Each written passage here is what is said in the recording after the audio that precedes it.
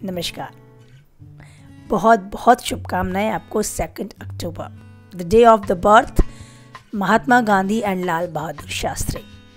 दोनों ही इतने महापुरुष इतने पावन दिन में इस भारत की जन्मभूमि पर जन्म लेकर आए, जिन्होंने कुछ ऐसा कर दिया कि आज भी इनका नाम लिया जाता है। भले ही एक दिन 2 अक्टूबर के दिन इनको याद किया जाए, लेकिन कुछ ऐसा ये अपने जीवन में कर गए कि साबित कर दिया मनुष्य जन्म हो तो कुछ करके जाए, नहीं तो पशु पक्षी ही बहुत हैं। आओ जियो और मर जाओ।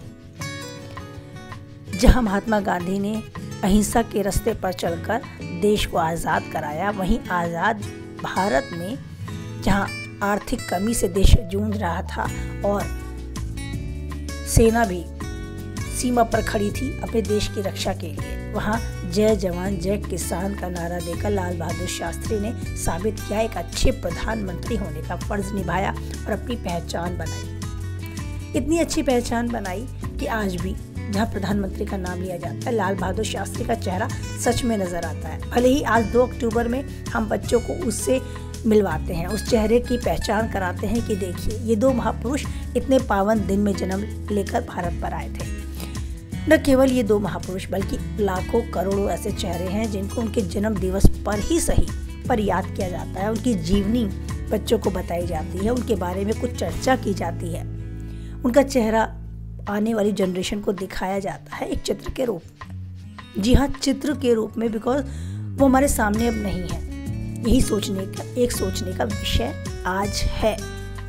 वो तो कुछ ऐसा कर गए कि आँख खुलती है, सुबह जेब में से नोट निकलता है तो वो चेहरा, जी हाँ, महात्मा गांधी का वो चेहरा नजर आ ही जाता है। तो वो तो कुछ ऐसा कर गए कि उनको हमेशा याद किया जाए। उनके स्ट्रगल को एक ठप्पा मिल गया, एक छाप मिल गई, पहचान मिल गई, लेकिन क्यों कोई नया चेहरा सामने नजर ही नहीं आता। देश में फैल रही इन बुराइयों को आज़ाद भारत तो में मिल गया, लेकिन उन बुराइयों को मिटाने के लिए आगे आए तो आए कौन? क्यों पूरे देश में कोई भी ऐसा हमें नजर नहीं आता कि ये है जो विरोध के लिए खड़ा हो सकता है इसमें वो बात। लेकिन कब तक हम यूं ही मनाते रहेंगे? कब तक स्टोर रूम में से निकालकर डस्टिंग कर उन चेहरों को, चित्र को सामने लाकर बच्चों को उनसे मिलवाते रहेंगे? क्यों न्यू जनरेशन को इस लायक नहीं बना पा रहे हम कि विरोध के लिए, गलत बात के विरोध के लिए वो स्वयं आगे आए और अपनी पहचान उसी तरह, पहले की तरह, इन लाखों करोड़ों बलिदानों की तरह साबित कर पाए। भारत को आज़ाद कराने में तो बहुत लोगों ने बलिदान दिए, बहुत स्ट्रगल, बहुत संघर्ष किया। अब आज़ाद भारत को बुराइयों से बचाने में संघर्ष करना है और उसके लिए कौन आगे आता है? बस उस चेहरे को ढूंढना है। तो आज आवश्यकता है एक महात्मा गांधी की, एक लाला लाजपत राय की, सुभाष चंद्र बोस की, लाल बहादुर शास्त्री की आवश्यकता है इस देश को, क्योंकि आज़ादी तो हमने पाली, पर कब तक हम इस आज़ाद भारत में यूं ही बुराइयों के साथ जीते रहें? कुछ ऐसी बुराइयां हैं जिनके लिए खड़ा होना आवश्यक है। आरक्षण उनमें से एक माना जाता है। अगर आप भी आरक्षण को कुछ हद तक गलत मानते हैं तो इसकी तरफ आवाज उठाएं, एक वोट आप भी दें।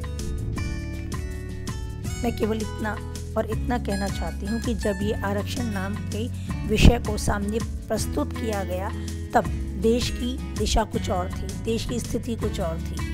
ऊंच नीच भेदभाव कुछ ज़्यादा ही नजर आता था, पर आज सब जगह समानता है। एक प्राइवेट स्कूल हो चाहे सरकारी, छोटे बच्चों को सब जगह साथ बैठकर पढ़ाया जाता है। सबको वही फर्नीचर, वही सुख सुविधाएं दी जाती हैं स्कूल कॉलेजेस में।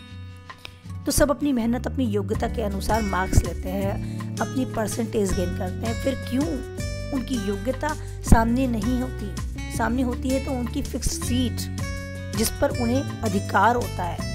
तो तराजू के एक पल्ले में ज्ञान और दूसरे में जाति धर्म को ना रखें। शिक्षा तो हमेशा ही सब पर भारी है। शिक्षित व्यक्ति ही समाज का सही निर्माता बन सकता है। इसीलिए शिक्षा को प्राथमिकता दें, महत्वता दें। ज्ञान सबके लिए ज़रूरी है और योग्य व्यक्ति, ज्ञानवान व्यक्ति ही देश में आगे आए, ऊंचे पद पर जाए। ये ज़रूरी है, ना कि जाति और धर्म को लेकर पहले से ही उसका स्थान चिन्हित हो।